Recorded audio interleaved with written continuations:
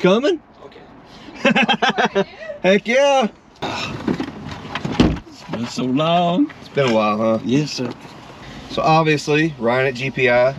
Gonna do a little ride-along video for Mr. David Woodbury. He's been a customer of ours for several years now. You were with us before we even moved over from the dealership. That's true. And this setup was, back then, was what? Just stock cubic inch with just the cam and heads. Right. And I'll let you elaborate. It was actually built and featured in a magazine, I believe. Right. Corvette magazine.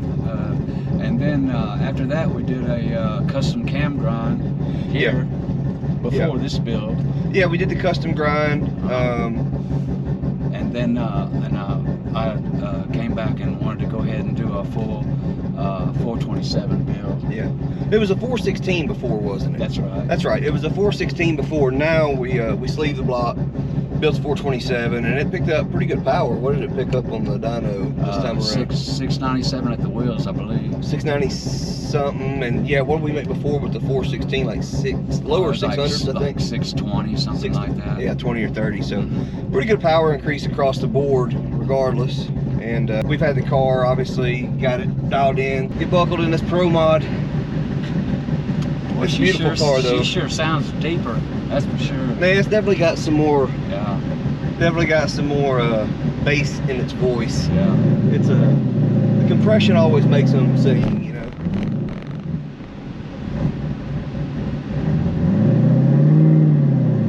I gotta get used to how the clutch feels, because it's MTX.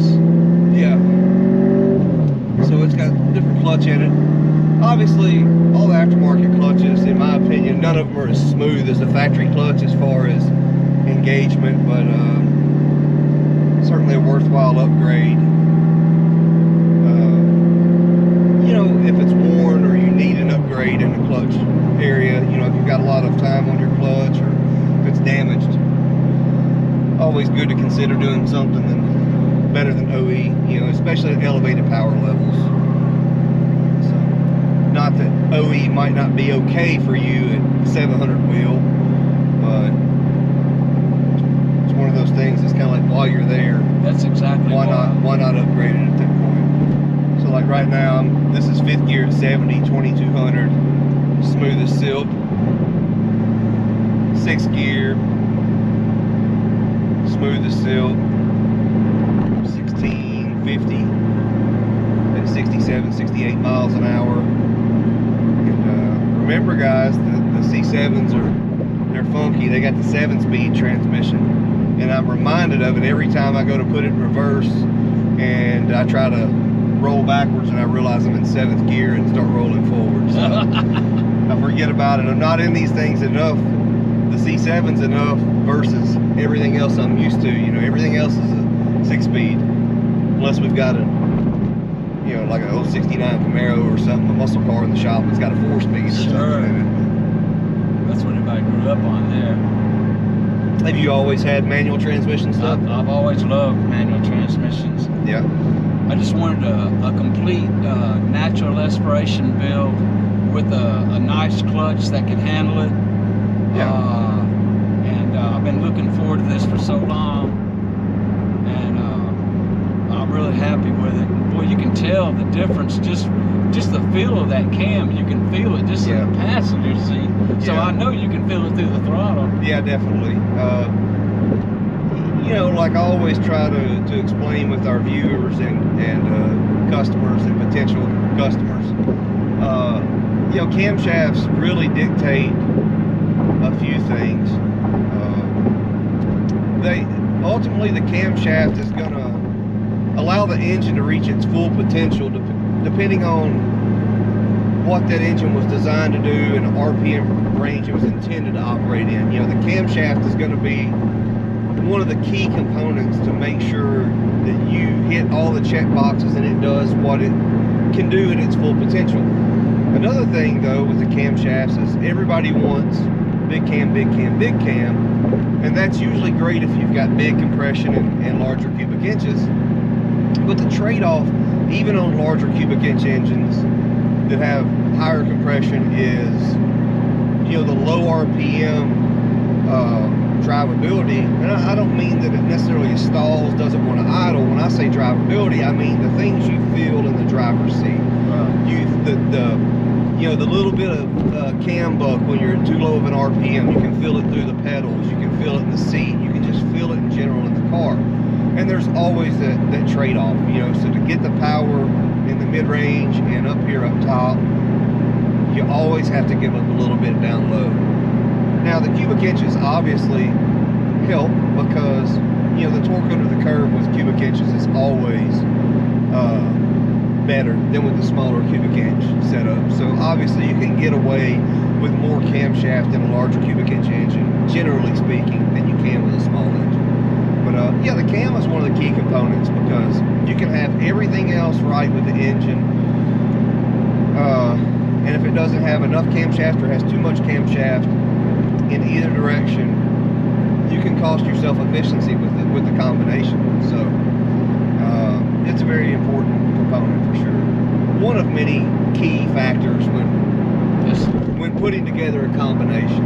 So, but like I saw, you pulled up in your little Audi, so you're obviously no stranger to performance vehicles. So what are some of the other cool toys you have or have had in the past, that kind of coincide with the things you're doing with the Vette right now? Well, this is really just about it. Were you kind of new to performance stuff when you got the C7 Corvette? I never had a Corvette before. This is my first and only, and I'm in my retirement now, and I thought, why don't I do something that I can enjoy? And I thought, well, I could go with a supercharger or a pro charger, but I thought I just love the way a good performance cam feels, and I thought, why don't I go ahead and do not just the cam, but do a whole and do a stroker cam, that stroker 2 cam, new exhaust, a new clutch, and you went ahead and put in new shocks. There's a lot of things that you've done for this car. Yeah, we've done a lot more than just engine work per se. I mean, and tuning. Yeah, because the car's got a little over 67,000 miles on the clock. So you drive the car, you use the car. Yes, sir. But yeah, it's I tend to see that people that grew up in the muscle car era, a lot of people do seem to gravitate towards naturally aspirated muscle car themed combinations, myself included. I've always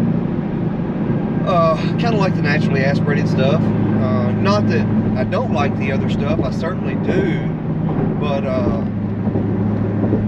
always have really enjoyed the NA stuff, just to kind of have that old school sound, the old school feel, so that's kind of, I can kind of relate to that for sure. So, but the car does good. Obviously, we've got some compression in this engine. 93 capable to drive on. We have it kind of detuned on the 93 side of things. Obviously, if at all possible, would say just try to have E85 in the car when you're ripping on it.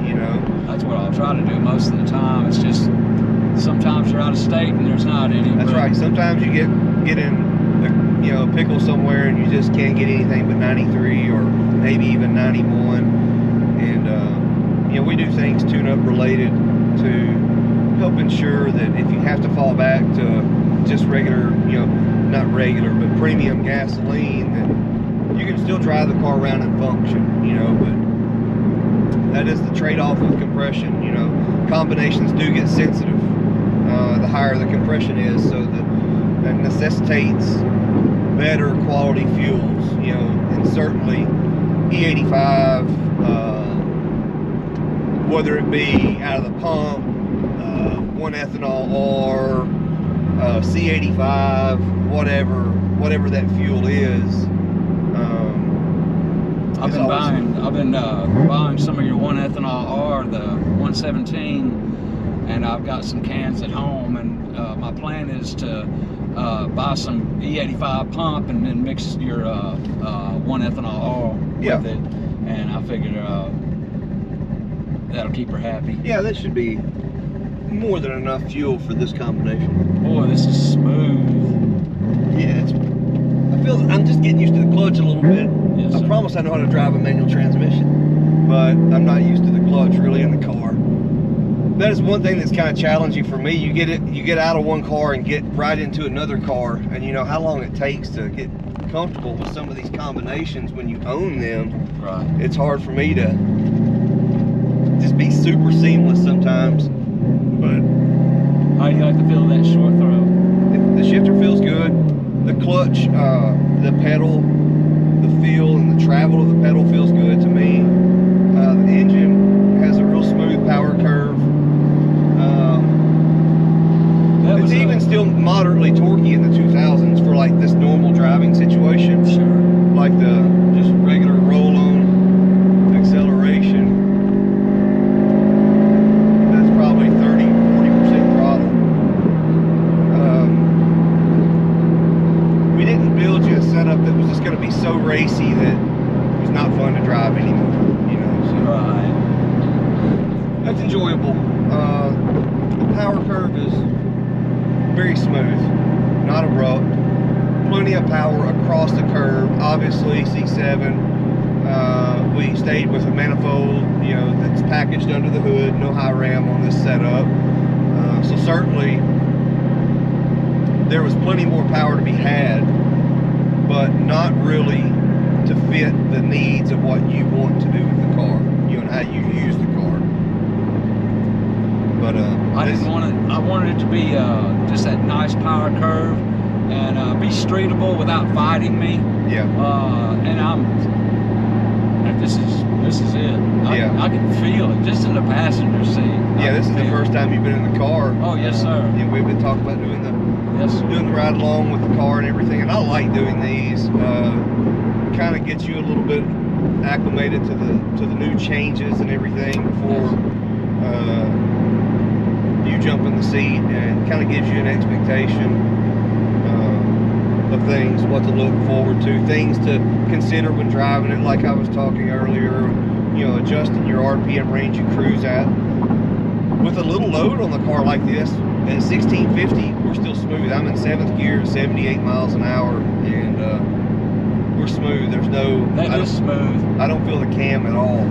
And I hardly ever shifted in the 7th. Yeah. So that is smooth. Some of the guys sometimes mention, you know, feeling the cam buck. A lot of that follows the load of the engine too. So if you're at real light load, sometimes you may feel it a little bit. Right. Whereas if you're rolling the throttle and loaded a little bit more, you don't feel it as much. So that's something that everybody with a camshaft kind of has to get used to, that feel. And you know, it's all relative to the setup, you know. So slow down and do a little bit of a pull. We'll see what this thing feels like. Go ahead.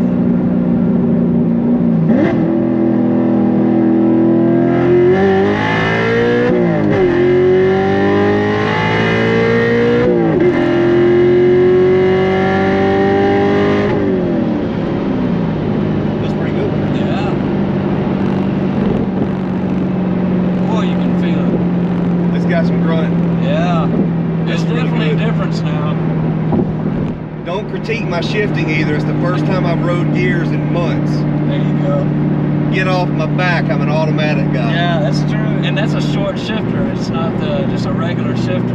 Like I can't be out here missing a gear on a video. You know, have a customer in the car and I'm miss a gear. No. You know, it'll get me today.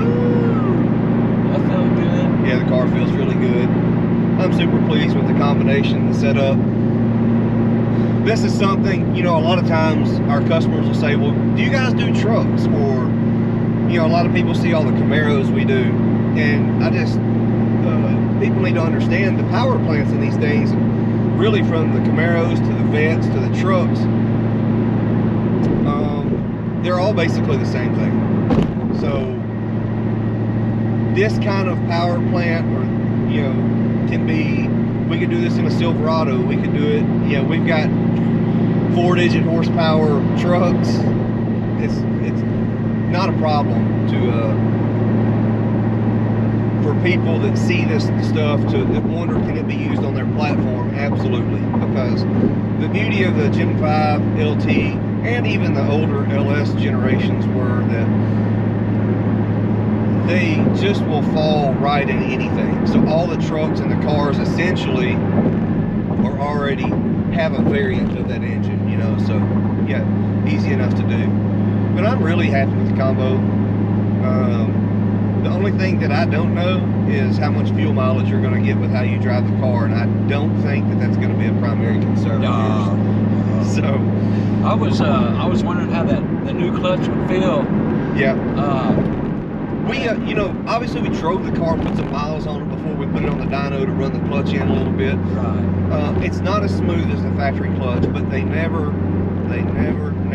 The OE clutches are so silky smooth to drive. You're definitely going to have to get used to how it feels. Right.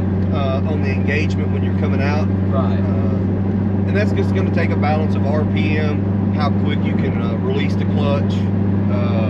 You can get through some of that chatterness or chattery feel and get through that pretty quick once you get used to the clutch. But just trying, like I've been trying to do, just dragging the clutch out really slow because I'm not used to it. It's almost worse than just coming on off of it and just get going. That'll be the biggest thing you have to adjust to is the clutch. Certainly, probably not much in the way of the engine characteristics, you know, the RPM you have to cruise at. But that won't take long. Nah, it won't take long. I imagine you're going to go straight to putting some miles on this thing. Oh yes, sir. And our weather's been kind of it's been kind of junky around here lately. We've had a couple of bouts of snow and ice, so the roads are finally pretty well cleared back off. So now you can clean the car back up and get ready to log some distance on this thing. I sure appreciate all the hard work y'all put into it. We appreciate you for you know, being a return customer many times. Like I said, it's had to have been 6 or 7 years probably you've been working with us. Yes, sir. Ever since you've had this car, essentially. Yes, sir. See, I came off the clutch faster that time with more throttle in it. That was nice. Much smoother. Do you have any events or anything that you're kind of planning on, David, to attending as far as cruises or anything? There's a Michelin bash at the Corvette Museum. Yep. And I'll be there, and I'll be in front of the Michelin tent there. The folks there, they invite me. When is that? It's in April. It'll be next month. Okay. And so that'll be the next really big thing. That's cool. And I'm looking forward to it. I sure appreciate everything that GPI has done. This is awesome. Appreciate it, David. I couldn't be more appreciative. Well, thank you know, you definitely know, and you know, sometimes these builds, depending on parts availability or scheduling, sometimes can just draw out and take time. It takes a long time to put together the pieces on something that's truly unique. You know, it's very easy to do cookie cutter stuff. It takes longer to do stuff that's a little bit more unique for that customer's taste or that customer's ideal goals. And I think you get it. I mean, we've done a few setups for you now. So anyways, guys, well, we just got back from the ride along. Obviously everything went well, felt good. I think he's going to enjoy the car. We may even do a follow-up and see how, you know, after a month maybe, get some updates from you on how you like the setup and what you think. So as always, we appreciate you guys, and tune in next time. Thank you. See you.